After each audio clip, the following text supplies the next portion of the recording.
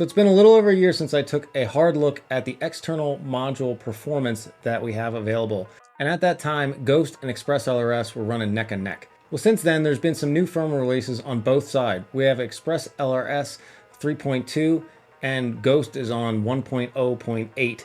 The latest release. So it's time to fire up the old test setup here and take a look at both of those, and also checking out Express LRS's fancy new FLRC 1000 Hertz mode. And how does that look? What is the end-to-end latency? What is the jitter amount with that? So let's get into it. So if you haven't checked out my video from last year running through all the module types and the performance we were getting, mostly focuses on Express LRS, Ghost, and Tracer, the three top runners, but had a whole lot of data for all the other radio link systems out there. I'll make a link to that in the upper right there. Check out that video that has a whole bunch of detail, talks about the test setup, and a little bit more depth on how to interpret some of the graphs. I will review it a little bit, but it gives you a little bit more depth on it. I'll also drop a link down below to this page on my website where I have the end-to-end latency and all the data here, and then some links to where you can purchase this equipment. These are affiliate links, so if you do find this information helpful, go ahead and check those out. Breaking down this sheet a little bit, we have the end-to-end average latency over here. So this basically just gives you a graphic depiction of what the end-to-end latency is. That's from the sticks to the receiver. How long does it take in milliseconds? At the bottom of the sheet, it's essentially the same information, but instead of being averaged, you can see the distribution. So you can see some packets. Now this is out of 500 packets on each of one of these. And you can see some of the packets are going from 2 to 3 milliseconds, some are 3 to 4 milliseconds, 4 to 5, so on and so forth. So you can see it's not a consistent thing, and some protocols have more inconsistency or more consistency than others, but all of them have somewhat of a distribution here. So you're really looking for the tightest distribution for the most consistent feel. In the upper right, we have the packet jitter. This is basically how smooth the data is being sent. So how optimized is all the timing between the gimbals and through Edge TX and out to the module and out to the receiver. And obviously the signal being, this jaggedy, for example, right here, that needs to get smoothed out, which Betaflight can do and has settings for that, especially if you're using those presets.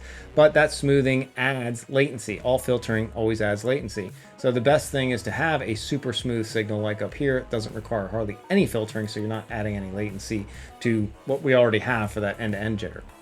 So browsing right down to the meat of this, you can see we have the Ghost protocol here, the 500 Hertz rerun with the latest 1.08 firmware release, and then same thing for Express LRS 3.2.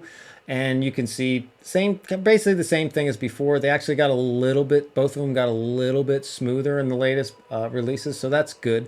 Nothing kind of went off the rails. It's always possible where you redo these tests and then things actually get worse than better. But we also have down here the Express LRS FLRC 1000 Hertz mode. So you can see those packets are 1 milliseconds in duration or 1000 microseconds. And yeah, that's the fastest protocol out there to date in relation to packet interval. So every 1 millisecond, a new packet of information is being sent. So as you move the sticks, that's basically reading that every 1 millisecond and sending that off out to the receiver. Now with Express LRS, you do give up a little bit of something for that increased speed, and that is dropping off the LoRa protocol type and you're going to the FLRC protocol. You can see here the packet distribution is 2 to 3 milliseconds for some of them, 3 to 4, so on and so forth. This again is the 500 Hertz, and you can see that although we're dropping the packet rate down in half from 2 milliseconds to 1 millisecond, that the end-to-end latency, you do drop off about 1 millisecond of end-to-end latency there. Somewhat, not, there's a distribution, so sometimes you aren't. You can see here 3 to 4 milliseconds, the same thing is down here. So where the lowest the 500 Hertz would go was to 3 to 4, now you actually get to 1 to 2. So in some of your packets it will be 2 to 3 milliseconds instead of 3 to 4. I don't know if that's super important, but it is something we're seeing in the data. Now browsing down just a little bit, just so you can see what we have with Ghost. Again, 500 Hertz, that is FLRC at that point, and it's the 3 to 4 milliseconds there. So yeah, Express LRS is kind of beating it out here a little bit there on the end-to-end latency. Some of it's dropped down by a millisecond, and then again you're dropping off another millisecond in the packet rate, so how often it's sending those packets out. So the signal is more frequently updated in beta flight. Again, every 1 millisecond it's receiving new information instead of every 2 milliseconds. So we're really threading the needle here on some of this stuff, but hey, this is the numbers we're getting. Now, one thing Ghost is still doing a little bit better in is you can see here in Express LRS, it has these packet jumps. This is basically a doubling of the packet, and this has to do with sync being turned on so that if you have a micro failsafe, it makes a connection again. Ghost has that built in, so if you have a disconnection, a micro failsafe or a failsafe, it will reconnect automatically as soon as it can, and they don't jump the packets up double in size. And you can see with Express LRS, they're still doing that. Again, you can see it in the 500 hertz up here, and then also in the 1000 hertz down here. So that's a, is it all that important?